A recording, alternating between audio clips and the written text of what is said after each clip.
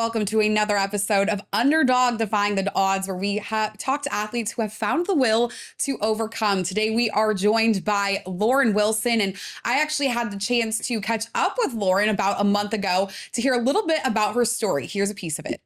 It's winner takes all. So one woman will get to win that regatta and then be on the U.S. team to represent us at the Los Angeles Games. A dream within reach. Lauren Wilson has been sailing since she was 7 years old right here in Coronado. And after a break to go to college and raise a family, her eyes are on the prize to earn the sole U.S. sailing berth at the 2028 Olympic Games. Basically, there's a lot of regattas that I have to compete in order to qualify to go to the Olympic qualifier. And so that Olympic event will be in the spring of 27. It is the Olympic trials, and every woman that has qualified by attending the certain national and international regattas that are deemed by U.S. Sailing as the ones that we need to participate in and ranked highly enough in, etc., will get to go for that race. And although the race year is long, Lauren is determined to leave it all in the water to give herself the best shot at being the one to represent Team USA, completing her lifelong goal in the sport. I mean, obviously that's a dream come true. It's been something I've been thinking about since I was a little girl. I decided for the longest time not to do this because of my kids, and it was like the minute I decided yes, that the kids became the reason to go all in. And so for me, letting them see me pursue this and be successful would just be phenomenal. A true testament to believing in yourself. Lauren lining up at each regatta with women 20 years her junior, but wanting to show others proof that age is just a number and it really is never too late. You know, the fact is that I'm 41 and I'm a mom, but I'm lining up again to try to make this dream happen. And that's the lesson, right? That there's no limit, there's no time limit, and if something you're passionate about comes back around, that's usually a sign that you need to pursue it and go all in. So here we go.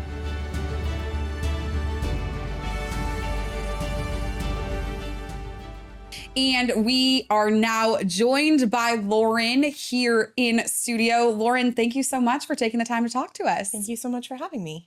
So start kind of from the beginning, about your sailing journey, kind of how you got into sailing and got to where you are today. So I grew up sailing as a small child. My family owned a boat and signed me up for a summer camp and said, this is what we do as a family. You better learn to love it. And I hated it at first, but amazingly, by the end of that summer, I was totally hooked. There was something about being a 7-year-old little girl in control of my own boat, my own destiny, and driving around on the bay that just really clicked. And I grew within the fleet, sailing those small boats, salvets, as a small child. And over the years growing into high school, progressed into the radial, which is now called the Ilka 6, and was very competitive in that. Progressed on to joining the U.S. sailing team and actually competed in the Athens test event in 2002, and kind of had that moment there where I had to decide, did I really want to push to get to the 2004 games, or did I want to start my college career? And I chose the pragmatic choice and decided to head over to USC. And I did some undergrad sailing, but really kind of focused on life and transitioned into that more practical role of pursuing a career, and then a family happened. And next thing I know, I'm an adult doing a little bit of leisure sailing, but not as much racing as my heart really desired. And just back in 2004, I took a couple moms out racing in a women's regatta, and we were just having a good time chatting and sailing, and we won the race. And one of the moms turned to me and said, "You're really good at this. Why aren't you doing this anymore?" And I didn't really have a good answer for that. And that really stuck with me. And I decided to get back into the Ilka. That a couple weeks later, I actually bought a boat and started racing again. And in 2025, managed to jump to the number 7 position in North America. So I am, North America. I'm 10th in North America, 7th in the US. Very cool. And so I had a really great first year back on the water, and decided that this year I'm going all in and going to try to qualify for the Olympic trials that happen next spring, early summer 2027. Which is so exciting and cool. Talk about the progression now, like what it looks like. I know you're headed out to a race here in the next week. So kind of what this next year plus, I mean, it's probably just about a year now until the trials, and kind of what that looks like and how you have to qualify for those Olympic Games. It's a little over a year now for Okay. between now and the Olympic trials, but I have 12 domestic regattas and I think 5 or 6 international regattas that are going to take me to Spain, Amsterdam, Kiel, Germany, and Ireland. And there may be 1 or 2 other we might sneak in on the calendar, budget permitting. But a lot of it is both competing as much as I can internationally against all the best women in the world and trying to just really climb in those international rankings and see how I stack up to get podium ready. And then also competing in any of the domestic regattas in the US that are required to qualify to go to those Olympic trials in 2027. So at that Olympic trials, you'll have had to have hit some of what we consider like wicket regattas, things you have to participate in and do well enough in to then qualify to go to the trials. And at that trials, it's winner takes all. And one woman will get to represent the United States in the ILCA 6 at the LA 28 Games. So it's a big push this year, a ton of travel, a ton of training, and just trying to take it one bite at a time like an elephant. Yes. And not get too overwhelmed with it, because when you start to list it out, it does start to feel just completely overwhelming. I can only imagine. Even hearing it, I'm like, wow, it's a lot, but you know, that is, I feel like what prepares you. You know, you have to have a little bit of a mountain to climb over because it makes the goal and accomplishment so much more 100%. enjoyable, right? When you do that. So talk a little bit about this last year. You had to overcome some adversity in this training process since you kind of decided that you wanted to pursue this. Yeah. Kind of talk about some of the bit of hurdles you've had to overcome here. So as last year really ramped up and I was noticeably climbing the rankings and realizing that things were going well and I had a fighting chance of even contending with some of these women who, you know, frankly, are almost half my age. Yeah. A lot of these women weren't even born when I was on the Athens Wow. test event team. But I suffered from a hernia from it was a little bit from my first pregnancy, definitely from my second pregnancy. And I had held off on dealing with it because it was no longer causing any discomfort. Right. But as I was competing last year, I started to notice it was getting worse and worse. So I went to the doctor in March. They wanted to do a surgery then, but that would have completely taken me offline the entire season. So we pushed it till literally 3 days after we got home from the World Championship. And what was supposed to be a 2-hour surgery turned into being a 7.5-hour complete abdominal reconstruction. So I went under the knife thinking I had a pretty quick, similar to a C-section recovery Yes. ahead of me. And it ended up being much more extensive. And I was sleeping in a recliner for 6 weeks because I couldn't lay flat and I couldn't walk my kids the couple blocks to school. So it was a very humbling period of time where I genuinely wondered, like, oh, great, I finally made the decision to go for this. Is this going to slip away again? Yeah. And I got cleared to start doing athletic stuff again in January 1, basically, and have been going full tilt as much as I can to try to get back any of that time lost and try to, again, climb those rankings and get back in position to be ready for those trials. Very cool. And that can't be an abdominal reconstruction when I feel like sailing so much is a core based sport. Yes. How, like, were you dealing with pain when you first got back? I mean, how has it hindered you at all? Like, do you feel like it's like, other than the setback of having the long recovery, have you felt like it's changed any way that you've had to go about your day to day in the sport at all? It certainly changed my approach to training. Okay. I kind of took for granted that I had built-in strength beforehand, and now I am much more zeroed in on core strength training. I'm doing Pilates 4 and 5 times a week, Nice. doing everything I can to try to like rebuild from a solid foundation because I essentially started with nothing on Right. January 1. But as far as on the race course, right now my abs are feeling strong. I had my first real regatta back in mid-February, late February. And it was a humbling experience to be back on the race course with, again, a bunch of folks that were half my age in really light air conditions. But it was a really good reminder of how far I've come physically coming back from that. I thought we were ground stop in January when I had to come back to the first time in Pilates and couldn't do most of the work. But I'm really impressed with how far I've come so far. It's, what, mid-March, Mhm. and I've made a ton of progress. I'm feeling strong going into Mallorca, which is coming up here in we leave in about a week. Very cool. So, Talk a little bit about the lining up on, I guess, the start line of these regattas. When you talked about a lot of people being like half your age, yeah. What is that experience like? Is it like a cool experience? Like, oh, wow, like, look at me. I'm still doing this and competing and doing well against these people? Or like, how does it make you feel? It's made for some funny exchanges. Yeah. A lot of times I'll show up at the registration counter, or if we are sailing out and there's a decent distance that you have to get to the race course, they make you check out at the shore before you leave. Mhm. And oftentimes they'll be like, no, we need the sailor. Can you send your daughter up to come check out? And I'll go, no, I'm the sailor. Yeah. I'm the one in the life jacket and the hiking pants. Oh And my goodness. I'm 42 and I'm a mom, but I'm not the sailor's mom. I'm the competitor. And so that's made for some really fun, enlightening conversations with the folks running the races. The kids, it's funny because they are kids. It's fun to be out on the water with them because one, you have that moment of like, yeah, a mom can still hang, right? Like I'm still out here with you guys. And then also there's kind of that moment of, I remember being a teenager on the US sailing team in Athens. And that was kind of the pivot moment for me anyway, was sitting at a team dinner and saying like, oh, I'm going to start USC late. I still have to buy books. I've missed the drop window. And one of the old men on the team turned and went like, well, I haven't bought books since 1984. And a couple of the teammates and I looked at each other and were like, and so the time I felt like, oh, the runway is so long. I have plenty of time.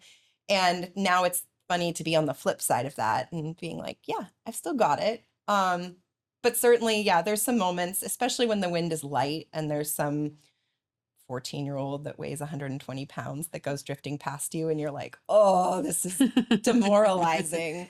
But it is sure fun to like sneak past them and podium. So I bet.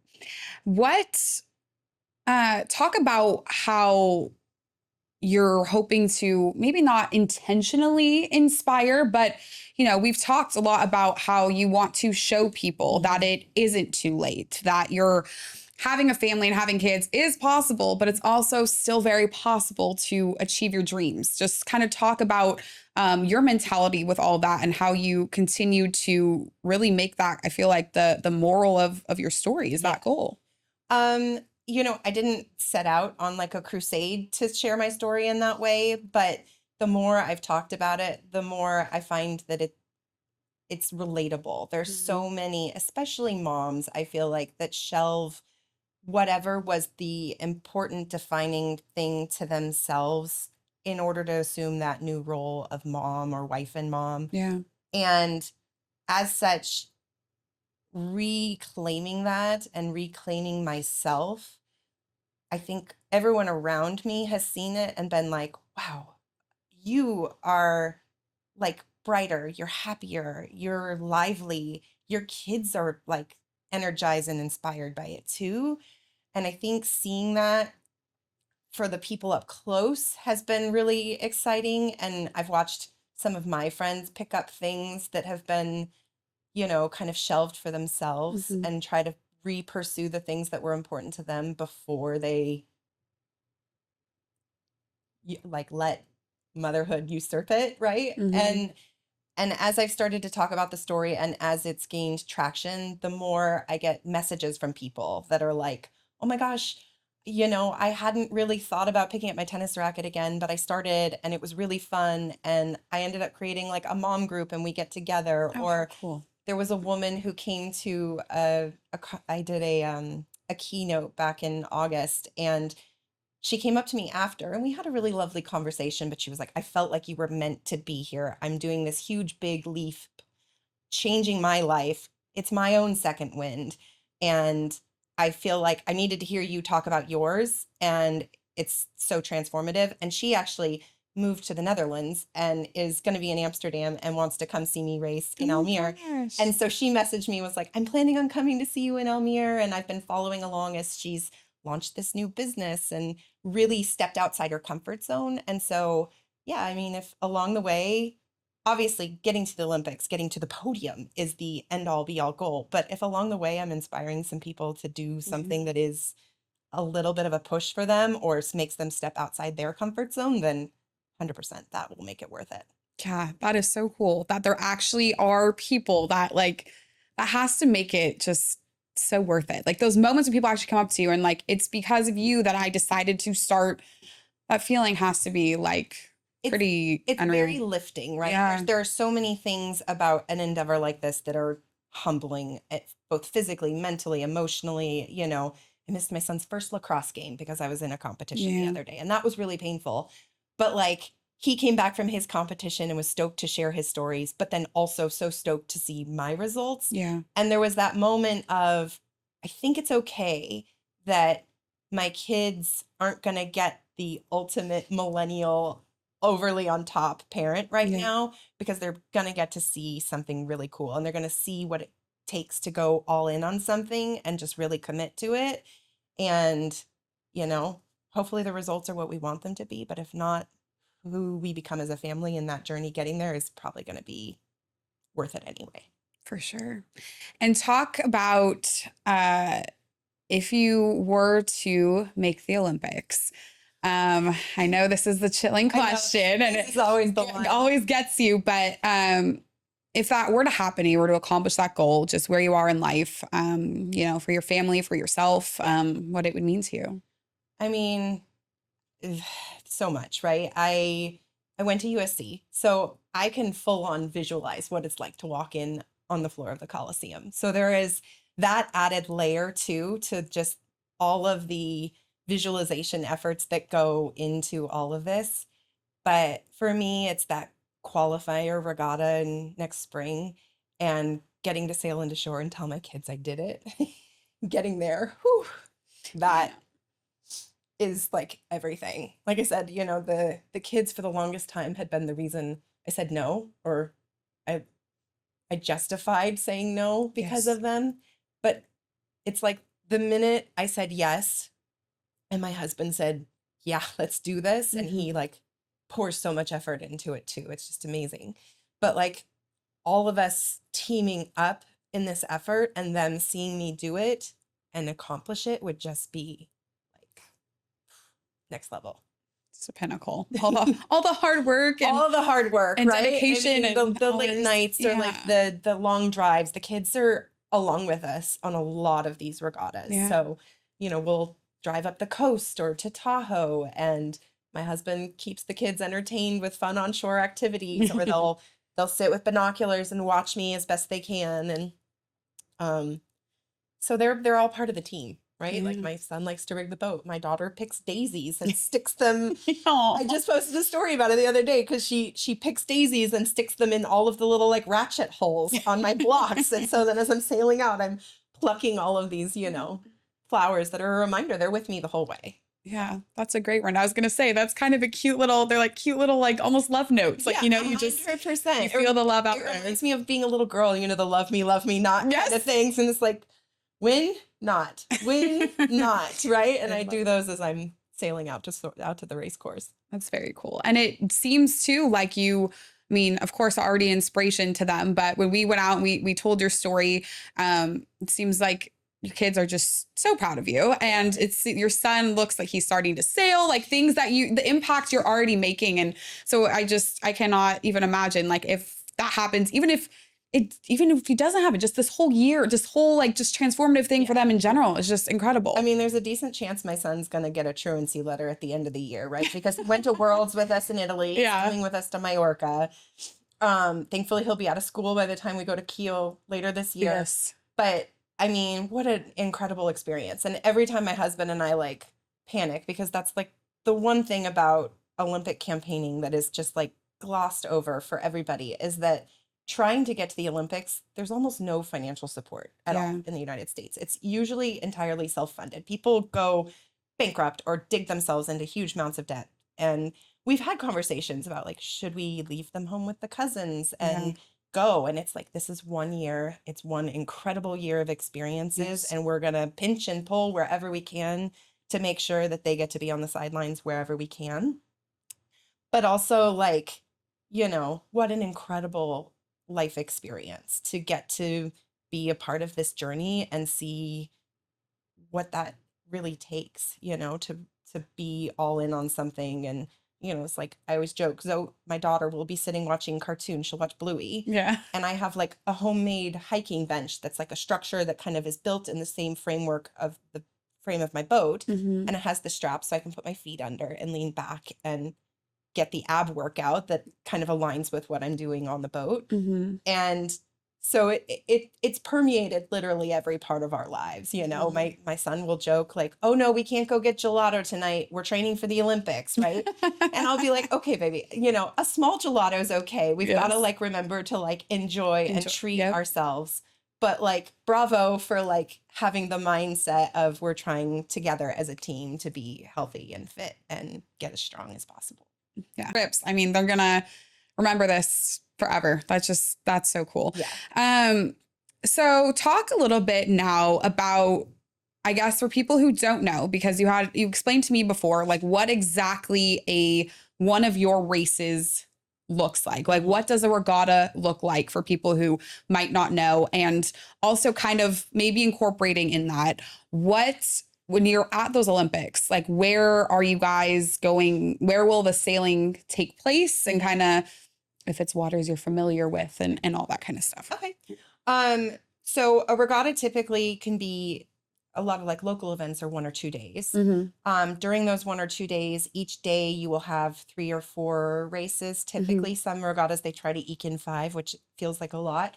They're typically 45-ish minute races where you have a 5-minute timer that's set. The race committee alerts you, and they use flags to do that and horns and whatnot. But the goal is at 0 to be positioned on an imaginary line between 2 points that are marked with buoys and boats and be racing up into the wind towards the first set of buoys. And they set sometimes arbitrary courses, but most of the time there's like a set course.